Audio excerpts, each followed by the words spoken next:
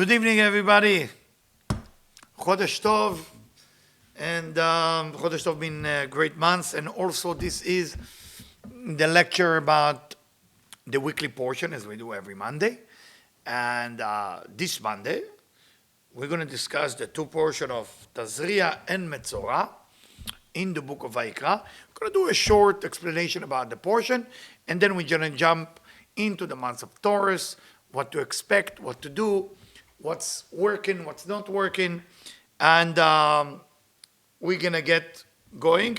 Just to remind you before I start, Deb and me open a non-profit organization called Giving for Love that help women and children. So it's givingforlove.org.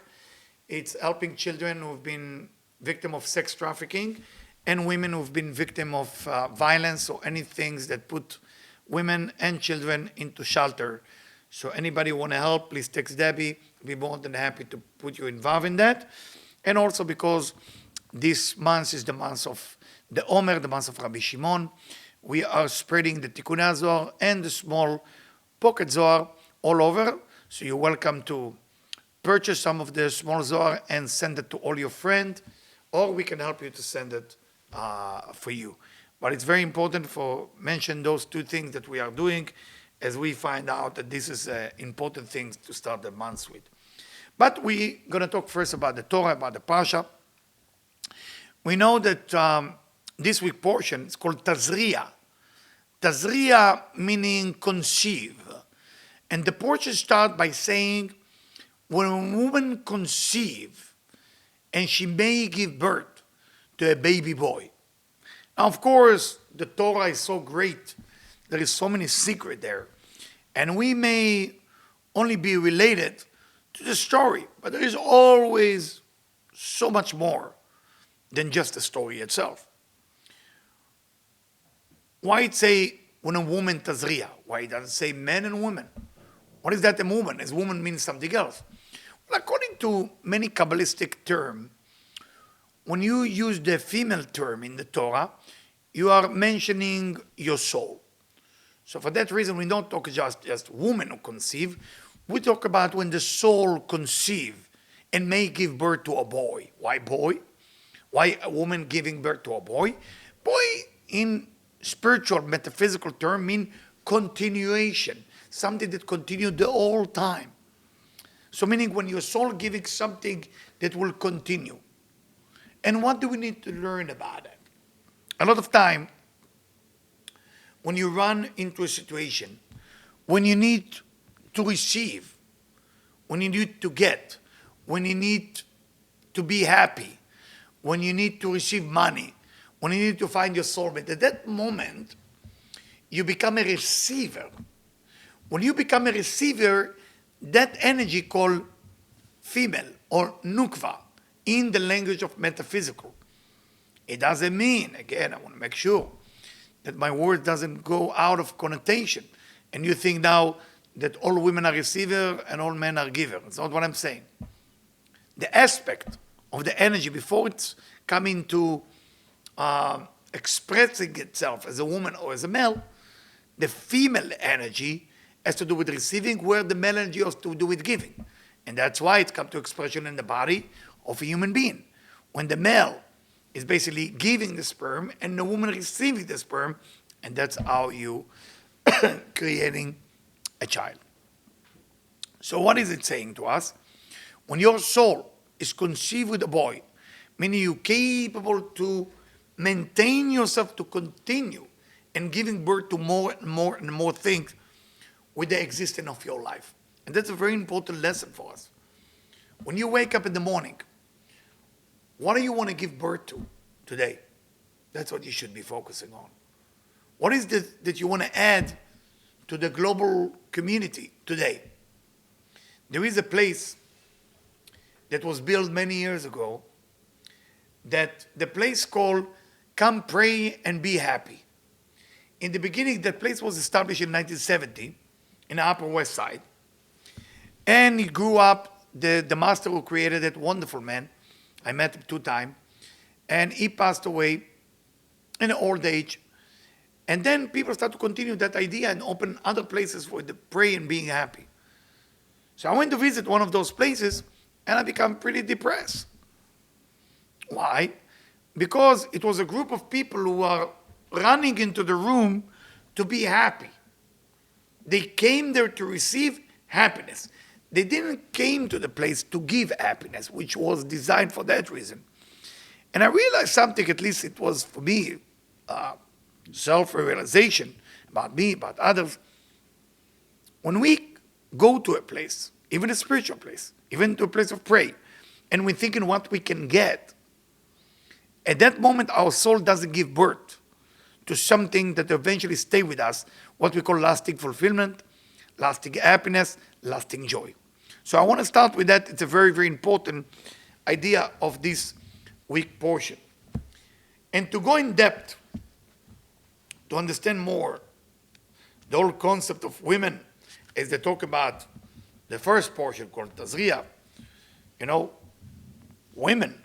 He mentioned all the rules about women, unbelievable rules. Now, what is the first thing that the Zohar is mentioned? It says like that. Verse 9, portion of Tazria. We learn that when a woman conceives first, she's giving birth to a boy. Physically, it's not always right, if you know what I mean. רבי יחא אמר, זה שלמדנו, שהקדוש ברוך הוא גזר על הטיפה. God is the one who declare, who is saying, if that drop of sperm will become a boy or a girl. And here you're telling me that the woman make that decision. How can that be? How can that sit together? If the woman make that decision, we don't need God to be involved. Tell him Rabbi Yossi, the other rabbi, answer. Of course God is the one who declared it will be a boy or a girl. When he recognized that this will be a boy, then he said this is a male soul.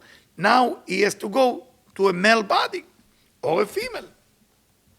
Because there is three partners for a human being: his father, his mother, and the creator. The father give him all the white part of the body, the white blood cell, and the mother give him the red blood cell. Or if you want, the bones, which are white, come from the father, and the flesh and meat come from the mother. And the soul come from the creator, come from God. And that's what the Zohar said. Now, the Zohar keep going about one concept. That concept is talking about before the male and the female have an intercourse to have children, the Torah, the Zohar, is teaching us that a woman has to be aware of something that bring an awareness of connection between a male and a female. And that's the concept of calling the period. During the time of the period, according to the Torah, a female cannot be with a male. The question is why? I mean, everybody who studies spirituality knows that spirituality is about connecting to the unlimited level. And here, there's a lot of limit. A lot of time when it comes to spirituality, you have they tell you to think big, to think out of the box, and then they come up with some little box, which is the period. Why does the woman have to be put in a dungeon in the time of period when the man having a good time? Well, that's a wrong understanding of the subject. The time of a period of a woman is a time that she takes the monthly negativity in her body and soul and basically, in a way, get rid of it, dump it. She gets rid of all the negativity in her body and soul. Yes, the time of the period is the time that the woman get a chance monthly to get rid of all problem from her body and soul. Now, what about the male? Male doesn't have a system like that. When a man is attached to negativity, it usually stays there for at least 40 days. He can't get rid of it. And it sometimes stays longer. Male system is not being built as well as the female system, because the female system is a cycle. Women don't appreciate, I know, the time of the period because it's discomfort and all this and that, but they need to understand that that's a soul system to get rid of all negativity. Now, if the man at that time being with them, he will be drained from all his energy, and the Zohar said also his money. And when I'm reading it, I said, money? What is money has to do with the woman, period? This is one subject, and that's another. Leave my money alone. It's my money. What are you touching my business? And the Zohar explained that the force that the woman revealed and connecting to during the time of the nidah, during the time of the period, is a force that cannot be even connected to by a male soul, because the male soul considered more gentle, more weak. So don't say it to men. I don't know how many men listen to me, but don't say it to a man. It doesn't sound good. But a man cannot handle the energy of the period, because at that time, those of you who study Kabbalah with me for a while, the men representing something called right column, with the female representing left column. She can deal with the negativity much better than him, where he cannot deal with negativity. For that reason, male and female cannot be together, not even, of course, not sexually, but not even touching each other. During that time, every touch is basically without she knows she's doing it. She doesn't do it purposely. Just touching is draining his energy right away.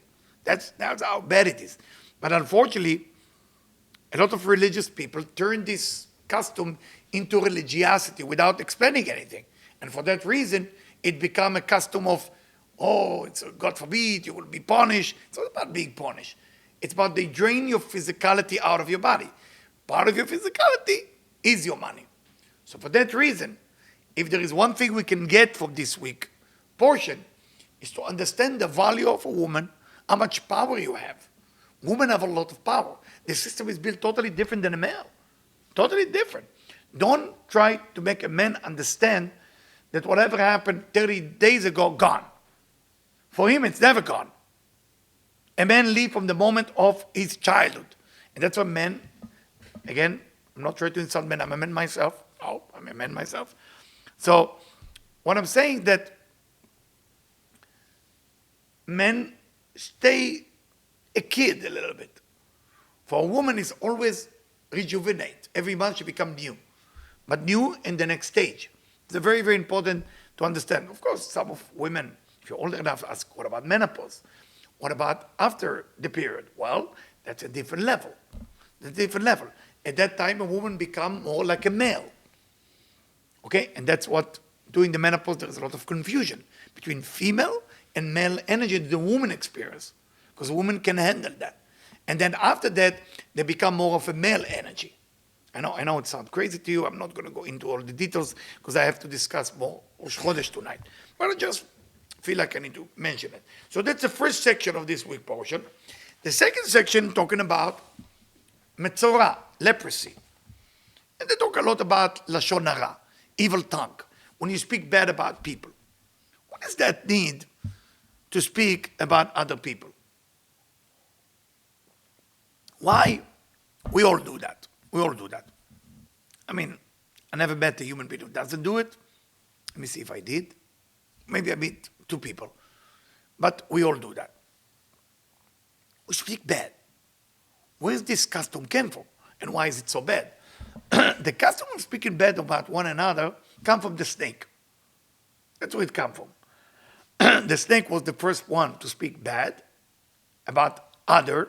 What was the other in the level of the snake? God, when he seduced Eve. And once she listened to him, she get her first period, by the way. Those of you who don't know. First period happened after she listened to the snake. That's when it happened. So, from here we learn a big lesson. That somehow there is a connection between Lashon Hara, evil tongue, to the period. There is similarity. What is the similarity? That whoever do such a thing, okay, can fall into a category of reactive to life and not experiencing life. You can be reactive all day long. You have to be more creative. You have to create something from your life. If you react all day long to what's going on around you, and you have the need for people to agree with you, and by that, to make your mouth speaking bad, that's not a good thing. You gotta work on that. You gotta move to the next thing. And if you feel that by speaking bad about another human being, it makes you look better, I think it's stupid. It doesn't make you look better. If you feel that you're wrong about a certain subject, then don't try to speak bad about the other person, and that will make you smarter. It doesn't. Try to think about somebody, you want to go to a banker, and you come to a hospital and say, what do you think about that banker? And tell you, bad guy. If that stops you from not going to the banker, that's a problem. I mean, thank you for trusting me, but that's not the way to go. You have to check the banker for yourself to see if it's for you. And then find out, maybe I have issue with that banker. Maybe I have a personal issue. So every time you have Lashon Hara, evil tongue, it's very bad for you. That's what the Zohar says in this week, Parsha. And for that reason, it's in verse 148, when the Israelites came to Israel, God wanted to purify the land for them, so the Shekhinah can come. So what he did, he destroyed all the homes and the trees before they walk in. So you may say, maybe they destroyed the home because in the old days they used to bury their treasure and diamond and stone under that. It's not so. Because after they destroy a house, they have to build it as it was exactly before. Can you imagine? Put it down and put it back as it was. So it wasn't about the diamond. היו צריכים להחזיר העפר למקומו. Even the dirt has to come to the same place. אבל הם חלצו את האבנים, כתוב, העפר אחר ייקח, כדי להפיר את רוח הטומאה, תפונה את קדשת הארץ, צאו ישראל בקדושה ותראו קדוש. So, it's very important that we understand they took down the stone, put it back together, because they want to remove the bad talk that was in this house. Because if you speak negativity in your own home about other people, it creates some negativity in the wall. Okay? Verse 150. For that reason, we learn, whoever builds his own home, when you start building it, you need to mention in his mouth that he built this house for God. Because and then God starts helping you with this house. And then God is making sure to be in this house all the time. And then God said the word shalom, peace, in this house. And then there is no fighting in this house. Everything is good. So important, those of you who are getting a house or building a house or painting a new house you just bought, make sure you remember verse 150. You should say this in your own house. כל כן מי שבונה, the same thing, if you build a house for negativity, it will be negativity.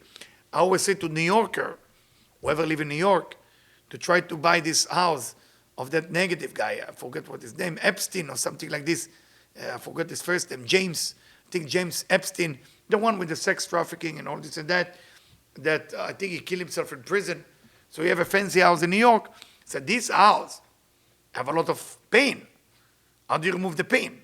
So somebody buy it and clean it and make it into a place of pray with happiness. That's a transformation of a place. Whoever can afford and do that, of course, a lot of opportunity. Before I finish this section, go to Rosh Chodesh, understand that when you're buying a house, the Zohar say in 152, אם הבונה אותו המשיך שם רוח הטומאה, אם ניזוק בבית מי שבנה אותו. So when you're buying a house, you have to ask if somebody was damaged in this house, if somebody died in this house, if somebody shot in this house, because that stay there. Okay? וכן נוזוקו שתי שכנים אחריו שישבו בו. So if you go to a house and you ask, how is this house? Tell me the history. So, well, the first person lost all his money here. So what about the person who bought it? He also lost all his money here. What happened to the third? Oh, the third person lost the money, get divorced, and die. It says, the Zohar says in this קוף נ"ב, if two neighbors after the first neighbor has problem as well, אז ודאי יברח האדם להר. The person should run away from this house to the mountain. ולא יושב בו. better to go and sleep on a mountain, which is dangerous, and not sleep at that house. So if you're buying a house, yeshev b'ma'arat afar. Better to be in a cave with dirt, velo yeshev bo, and don't be in this house. It's tremendous. For me, tremendous. Just think about it. It's not people buying fancy house. What happened there before? Hello. Well, what happened? Well, 3 people get injured right away. Remember, at one point in my life, I used to do home cleansing, but serious home cleansing to people. And these people bought a fancy house in Bel Air, but it was very cheap. And they told me, Eliyahu, we're not feeling comfortable. Can you come, please? I came. And I found out that the house is very negative. And I asked him, please tell me what's happening. He said, well, the owner, the original owner, 8 years ago, was killed by his wife. 40 years later, other couple who bought the house, she stabbed her husband too. She was drunk, different story. Then they bought it from the son of this lady. I said, that's heavy. That's heavy. And I'm looking at them, they have young children, they cannot believe they got such an opportunity like this, such a cheap house. I tried to explain spiritually it's dangerous, but of course, when it comes to such a cheap price, you can forgive. So, is this can be cleansed most of the time? Yes, not all the time. Sometimes you need to destroy the place and then build it. If you build a house, I need to give you some scroll to put in the wall so it will protect you. So the whole house will be protected. And some people have to even dig in about 4 foot down and dig something in so it will make sure there is energy.